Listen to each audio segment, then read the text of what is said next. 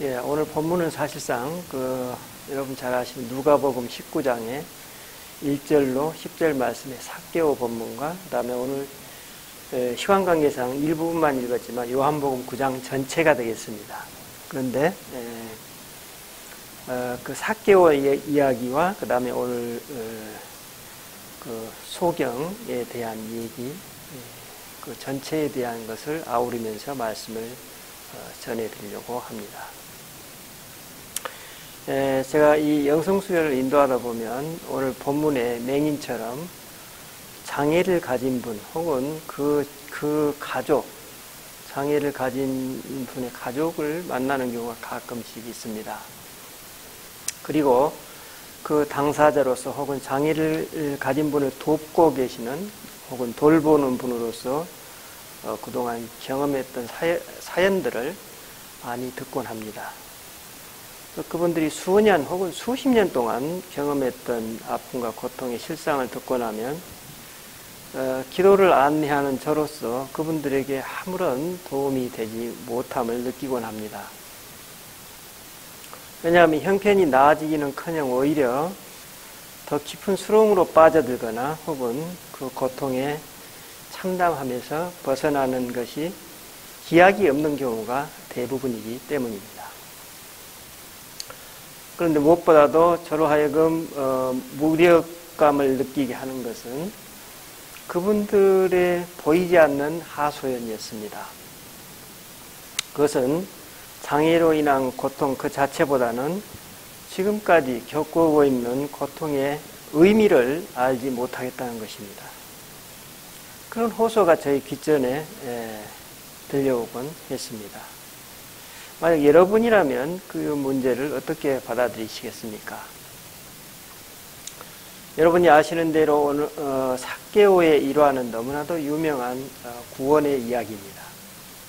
특히 키 작은 세례장인 그 삭개오가 예수님을 보기 위해서 앞으로 달려가 돌 무화과 나무에 올라가는 장면은 저에게 있어서 매우 감동적으로 다가왔습니다. 이 장면이 저에게 인상적으로 다가왔던 이유는 마치 어린아이와 같은 그의 자유로움이었습니다.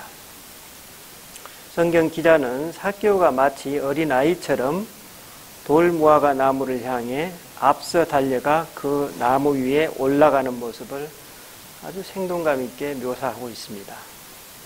그 삭개오의 천진난만함이 저의 무의식의 부러움과 어쩌면 질투를 유발시켰을 것입니다. 그래서 성경은 삭개오의 이 영적 자유와 천진난만함을 보증이라도 하듯이 다음의 내용을 전합니다. 주여 보시옵소서, 내 소유의 절반을 가난한 자들에게 주겠사오며 만일 누구의 것을 속여 빼앗은 일이 있으면 네 갑절이나 갚겠나이다. 이미 구원을 경험하고 있는 이 삭개오에게 예수님 역시 합당하게 호응하십니다.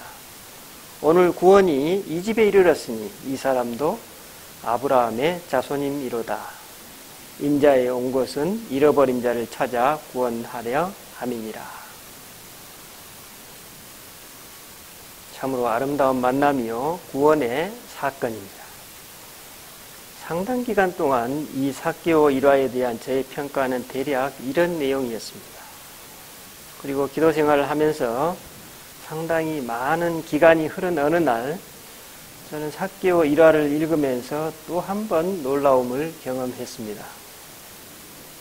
그것은 삭개오가 경험한 구원의 내용이었습니다. 여러분, 키 작은 삭개오에게 있어서 가장 절박한 구원, 즉 그의 가장 간절한 열망은 무엇이었을까요? 그건 아마도 자신의 키가 조금이라도 더 컸으면 하는 바람이었을 것입니다. 그런데 그 본문은 그의 키가 단 1cm라도 커졌다는 내용이 없습니다. 당시 저에게는 참으로 절망적인 구원의 소식이었습니다. 여러분은 어떻습니까? 이것이 구원입니까? 이 의견에 달리하여 아니다. 삭개오의 그 자유로움과 천진난만함이 구원이다. 하고 주장하시는 분들께 제가 묻겠습니다. 그러면 그러면 삭개오는 예수님과 이 만남 이후에 그의 삶에서 그의 작은 키가 문제되지 않았을까요? 아마도 삭개오를 만나는 모든 사람들이 삭개오 그 자신처럼 회심을 체험했다면 그의 키는 더 이상 크게 문제되지 않았을 것입니다. 하지만 성경에서 회심의 변화를 경험한 사람은 삭개오 자신뿐이었습니다. 그렇다면 비록 삭개오가 회심 체험을 통해 구원을 경험했다고 할지라도 시간이 흐르면서 그의 키 문제는 여전히 자신을 괴롭히는 육체의 가시로 남아 있었을 것입니다.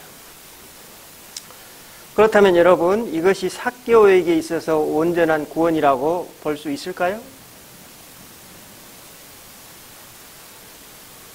예수님은 분명히 이 사람도 아브라함의 자손이미로다라고 구원을 선포해 주셨지만 삭개오에게는 여전히 그의 가장 절실한 필요, 이 키 문제가 자기 삶의 많은 영역에서 자신의 뒷다리를 붙잡고 있었을 것입니다. 여러분, 삭개오는 이 문제를 어떻게 풀어나갔을까요? 우리가 경험하듯이 예수님과 삭개오의 만남처럼 우리가 그리스도와 좋은 시간을 보낼 때는 나의 그 절실한 필요가 사라져서 충족되는 것 같습니다. 모든 것이 은혜이고 견딜만 한 것이고 또 기대를 가지고 기도의 삶을 살아갑니다. 하지만 이 은혜의 시간도 점차 사그라지면서 예전의 갈망들이 다시 마치 새로운 것인 양 의식의 전면에 부상합니다. 예전에는 자신의 열등감이 그냥 무의식 속에 묻혀 있었기 때문에 그것이 삭개오 그 내면에 큰 문제가 되지 않았습니다. 단지 자신이 왜 그런지도 모른 채 돈을 버는 데 몰두했고 또 권력을 추구하는 데 열중했습니다. 왜냐하면 그때는 그 열등감이 삭개오의 그 마음의 큰 걸림돌로 인식되지 않았을 것이기 때문입니다. 하지만 삭개오가 예수님을 만난 이후부터는 삭개오의 마음속에 포착되는 열등감 그 자체가 몹시 불편해졌을 것입니다. 자기 삶의 많은 영역에서 시도 때도 없이 그 열등감이 영향을 미치고 있고 또 순간순간 그 열등감에 영향을 받고 있는 자신을 발견하게 된 것입니다. 차라리 예수님을 만나기 전처럼 그 열등감을 의식의 저편에 묻어둔 채 그냥 외적인 삶에만 치중하면서 이것저것 생각하지 않고 단순하게 사는 것이 속편할 것 같다는 유혹도 올라왔을 것입니다. 하지만 일상에서 이런 유혹과 좌절감을 맛보면서도 그는 늘 아브라함의 아들로서 기도하고 있는 자신을 발견했을 것입니다. 단지 그리스도를 만나기 전과 차이가 있다면 내가 그리스도를 계속 찾고 있고 그분 안에서 뭔가 해결책을 모색하고 있다는 점입니다. 하지만 뭔가 대안을 모색하면 할수록 키 문제가 해결되기는커녕 오히려 작은 키에 대한 아쉬움이 더 깊어짐을 경험했을 것입니다. 왜냐하면 모색하고 있는 그 대안들은 키 작은 컴플렉스만 자극할 뿐 아무런 해결책이 되지 못하기 때문입니다. 나의 키가 작아 생겨난 열등감이라면 그 해결책은 실제로 키가 커지는 것 외에 대안이 없음을 매번 더욱 실감하는 것입니다. 오늘날 같으면 그렇죠. 입맛에 맞지 않지만 키 크는데 좋다는 우유나 치즈도 열심히 먹어보고 즐기지 않는 농구도 한번 해보고 그렇죠? 또 명의를 찾아가서 호르몬 요법도 써보고 심지어는 다리를 인위적으로 키우는 수술도 해보지만 결과는 별 신통치 않습니다. 매번 실패합니다. 왜 그럴까요? 이미 키 클 나이가 지나버렸기 때문입니다. 우리 진이도 지금 요즘 매일 2장씩 치즈를 먹습니다. 오늘 차 타고 올 때는 엄마가 야, 너희들 다음 주부터 내가 멸치를 갈아줄까? 그런 얘기를 하는 걸 들었습니다. 어쨌든 여러분, 그러므로 그 어떤 대안도 그것이 해결책이나 대안이 되기보다는 오히려 작은 키에 대한 열등감을 자극할 뿐입니다. 성경에 삭개오의 그 이후 삶에 대한 기록이 없기 때문에 우리는 그가 어떻게 살았는지 알지 못합니다. 제가 생각하기에 아마도 삭개오가 예수님을 깊이 신뢰하지 못했다면 그는 아마 깊은 좌절감에 빠지거나 아니면 자포자기하고 과거의 삶으로 되돌아갔을 것입니다. 그렇다면 오늘 신앙인의 입장이라면 이런 딜레마에 처한 삭개오는 과연 어떻게 이 상황에서 벗어날 수 있을까요? 여러분, 사실 우리가 하고 있는 기도는 바로 이 지점에서 진정 필요합니다. 근데 대부분의 사람들이 이 지점에서 포기해버립니다. 그래서 기도의 유효성에 대해서 회의를 가집니다. 제가 듣고 있는 얘기입니다. 오늘날에도 심지어 영성 전공자들에게도 듣고 있습니다. 만약 삭개오가 이후 자신의 기도 이슈에서 이 문제를 제외시켜서 포기해버렸다면 그가 그리스도인일까요? 삭개오가 만약 이 이슈를 빼고 기도의 삶을 살아간다면 그것이 그리스도인의 기도일까요? 어떤 의미에서 그것은 성화의 과정이 미흡한 삶이라고 볼 수 있기 때문에 기독교적인 영적 삶이라고 말하기에는 어려울 수 있습니다. 하나님은 왜 우리에게 이런 상황을 남겨놓으셨을까요? 오늘 내가 만약 이런 딜레마에 처해 있다면 나는 과연 어떤 선택을 하시겠습니까? 그냥 나에게 주어진 것이니 어쩔 수 없이 그냥 견뎌 나가는 것입니까?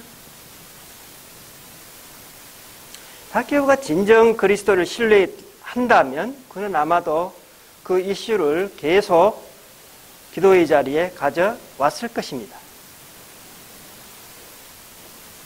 그리고 그는 기도 중에 가장 원초적인 질문을 했을 것입니다. 하나님, 도대체 왜 나는 이렇게 키가 작습니까? 도대체 그 이유가 뭡니까? 아니면 그 많은 사람들 중에 왜 하필이면 저입니까? 여러분, 삭개오의 이 질문에 하나님이 어떻게 답변하실까요?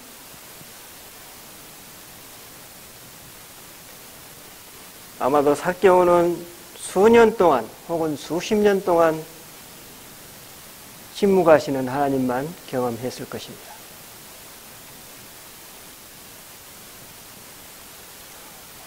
삭개오는 그 침묵의 하나님과 수년 동행하면서 자기 안에 그 열등감이 어떻게 일상에서 표출되는지, 그것이 자기 내면에서 어떻게 작용하는지, 그것이 자신의 삶을 어떻게 왜곡시키는지, 그것이 자신과 하나님과의 관계, 자신과 사람들과의 관계에 어떻게 작용하는지 발견해 나갔을 것입니다. 오늘 본문 39절에서 예수님이 당신의 심판을 정의해 주고 있습니다. 이렇게 말씀하셔요. 내가 심판하러 이 세상에 왔으니 보지 못하는 자들을 보게 하고 보는 자들은 맹인이 되게 하려 함이라. 아마도 삭개오는 끝도 없는 기나긴 고통의 터널을 지나 마지막 한계에 다다랐을 것입니다. 그 지점은 자신의 전적 무기력에 대한 자각의 자리입니다. 그리고 어느 날 문득 발견했을 것입니다. 자기 존재의 중심에 이미 깊이 자리 잡고 계시는 생생히 살아계신 하나님을 깨달았을 것입니다. 하나님은 바로 그 인간 무기력이라는 두껍고 높은 장벽 바로 그 뒤편에 숨어 계셨던 것입니다. 그러면 어떤 사람이 그 뒤에 숨어 계신 하나님을 만날 수 있을까요? 마지막 한계를 본 사람입니다. 무기력이라는 한계에 부딪혀 하늘만 쳐다볼 수밖에 없는 사람입니다. 그런데 역설적이게도 하나님은 바로 그 사람이 그 지점까지 오는 순례의 과정에서 은밀히 보이지 않게 점차로 그 사람의 온 존재와 삶을 지배하고 차지해 버리시는 것입니다. 하지만 이런 실제는 예수님이 바리새인들에게 말씀하시듯이 그리스도의 빛이 말로 설명되거나 언어로 전달되지 않습니다. 바로 이 점, 숨어 계신 하나님을 찾는 것, 이것이 우리 모든 개개인에 맡겨진 사명이라고 볼 수 있습니다. 그런 맥락에서 내 존재와 삶에서 이 숨어 계신 하나님을 찾지 못하면 우리는 어쩌면 아직 영적 맹인이라고 볼 수 있을 것입니다. 그러므로 만약 삭개오가 오늘 우리와 함께 신앙의 삶을 살아간다면 그는 특별히 3절에 그에게서 하나님이 하시는 일을 나타내고자 하심이라. 이 구절이 어느 순간 자기 안에 살아있는 말씀으로 다가왔을 것입니다.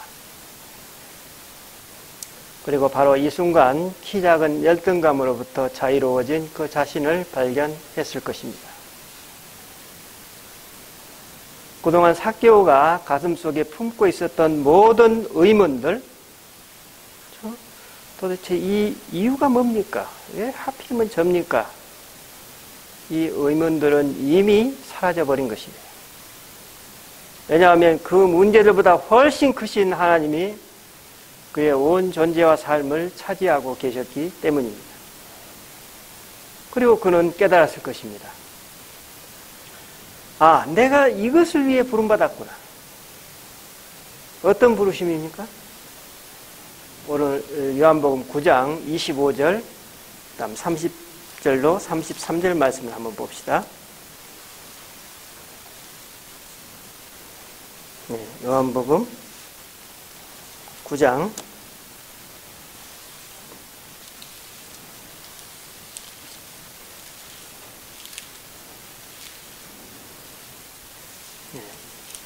25절 제가 읽어 올리겠습니다. 이 소경이었던 사람이 지금 고백하고 있는 겁니다. 대답하되 그가 죄인인지 알지 못하나 한 가지 아는 것은 내가 맹인으로 있다가 지금 보는 그것입니다. 예수님을 증언하고 있죠. 그 다음 30절로 33절 말씀입니다. 그 사람이 대답하여 이르되 이상하다. 이 사람이 내 눈을 뜨게 하였으되 당신들은 그가 어디서 왔는지 알지 못하는도다. 하나님이 죄인의 말을 듣지 아니하시고 경건하여 그의 뜻대로 행하는 자의 말은 들으시는 줄을 우리가 아나이다. 창세 이후로 맹인으로 난 자의 눈을 뜨게 하였다 함을 듣지 못하였으니 이 사람이 하나님께로부터 오지 아니하였으면 아무 일도 할 수 없으리이다. 이렇게 대답하고 있습니다. 이게 뭡니까?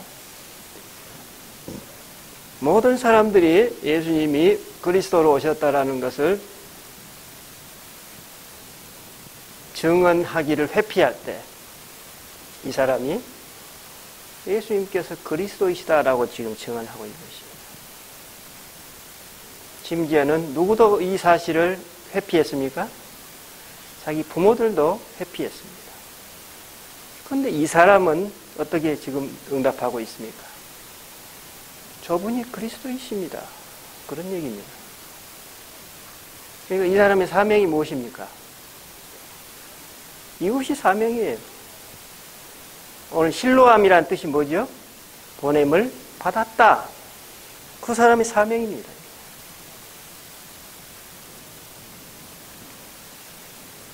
그래서 그는 눈을 뜨게 된 것이죠. 이 눈을 뜨게 된 맹인이 어떻습니까? 예수님을 분명히 증언하고 있습니다. 이것이 우리들의 사명입니다.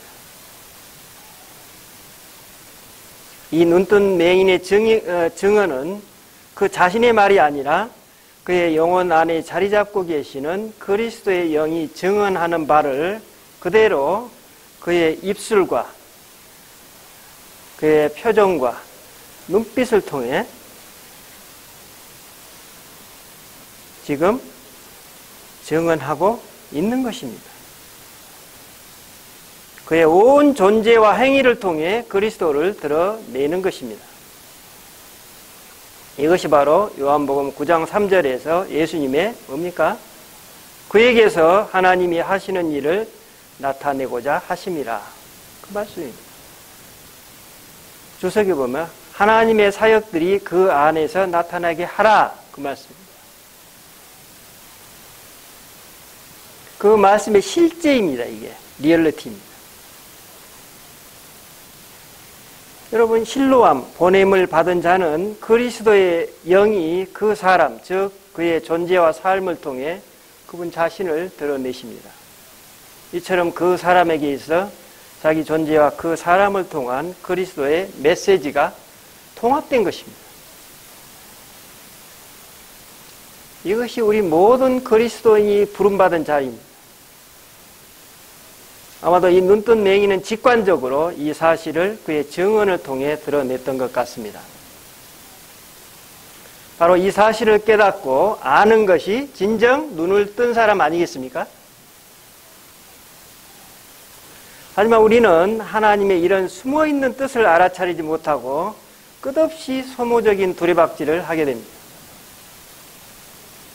아마 삭개오도 수년간 혹은 수십 년 동안 이런 영적 삶을 통해서 결국은 이런 체험에 이르게 되었을 것입니다.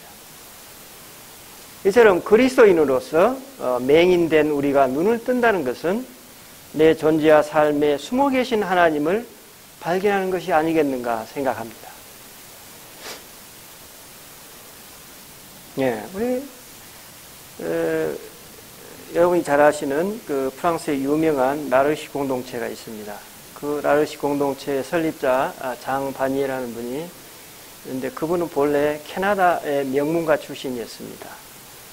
그분이 하나님을 깊게 체험하면서 프랑스로 건너가서 오갈 데 없는 그 할머니, 할아버지, 혹은 장애인들과 함께 공동체를 이루었습니다. 그 공동체가 세계적으로 이제 성장하여서 이 바니에라는 분이 세계적인 명사가 된 것입니다.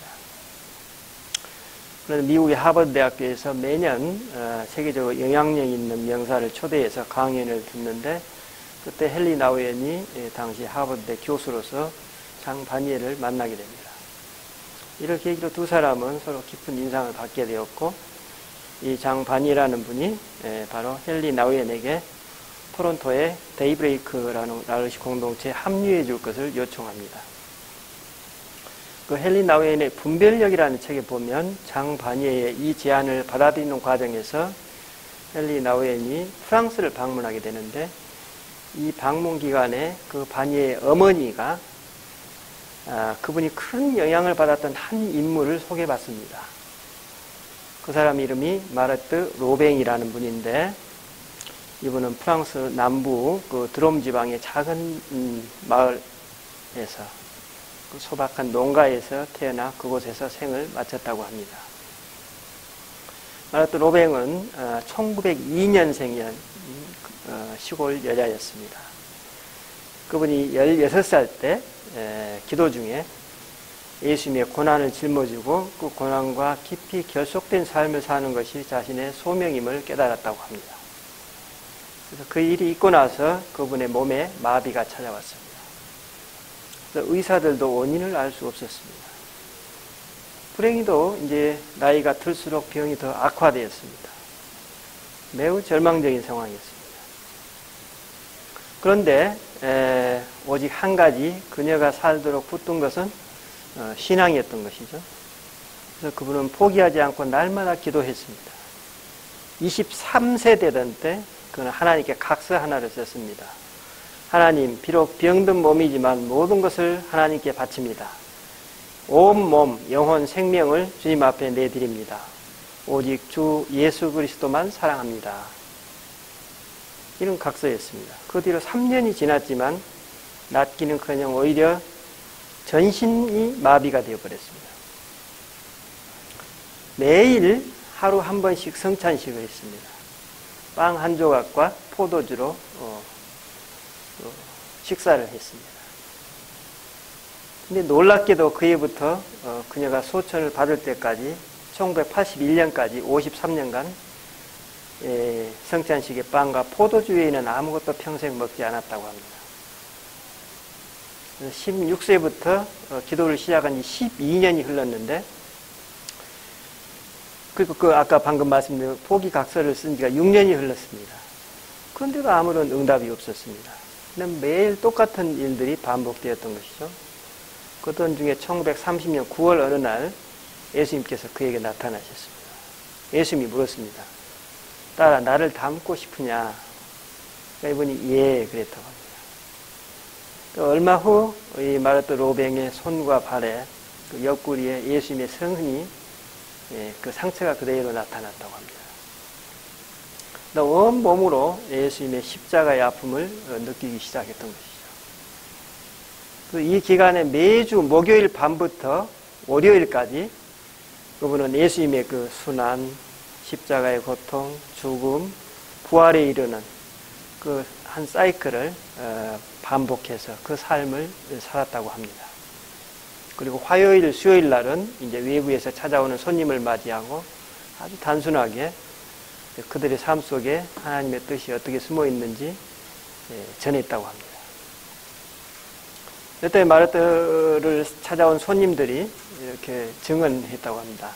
그렇게 말도 하기 전에 문제를 그분이 알아차리기로 하고 어떤 구체적인 지침을 분명히 일러줄 때도 있었고, 때로는 계속 질문만 던질 때도 있었다고 합니다. 그러나 그분의 방을 나설 때 거의 모든 사람들이 언제나 내적인 평안을 느끼고 그 속에 숨어 계신 예수님을 발견했다고 합니다. 그래서 51년여 동안 그분은 예수님의 임재 속에서 기도하며 십자가의 고난과 아름다운 신비를 체험했습니다. 그러나 몇 년밖에 살지 못할 것 같았던 그녀가 1980년 80세 나이에 하나님의 품에 안겼다고 합니다. 그러니까 그 51년 동안 그녀가 한 것이라고는 단지 기도뿐이었습니다. 프랑스 시골의 한 여인 마르트 로뱅이 살아온 삶은 하나님이 그분을 통해 사시고자 했던 삶이었던 것입니다. 마르트는 하나님이 자신을 통해 말씀하시도록 자기 몸을 하나님이 쓰실 그릇으로 드렸던 것입니다. 그래서 그 여인을 통해, 이름 없는 여인을 통해 자그마치 50여 년 이상 그 여인이 살았던 방이 있는데 아주 어둡고 비좁은 방이었다고 합니다. 그런데 그 여인을 통해 프랑스 교회가 새로워지기 시작했습니다. 그때 당시에 1, 2차 대전이 흐르고 있는, 그녀를 통해 예수님이 그 시대에 살아계신 증거들을 이제 보게 되니까 이제 요즘 같은 영적 각성 운동이 일어났고, 그래서 수많은 기독교 학교들이 세워지고 신앙 공동체들이 이곳저곳에서 생겨났다고 합니다. 그녀로부터 시작된 이 영성 운동이 2차 대전 당시부터 해서 세계 각지에 57개의 영성센터가 세워졌습니다. 그래서 영성운동이 확산되었고 평신도 수백 명이 이 영성센터에서 전임으로 일하고 있다고 합니다. 그래서 마르트 로뱅은 이러한 사명을 이루기 원하시는 하나님의 갈망을 분별해 낸 것입니다.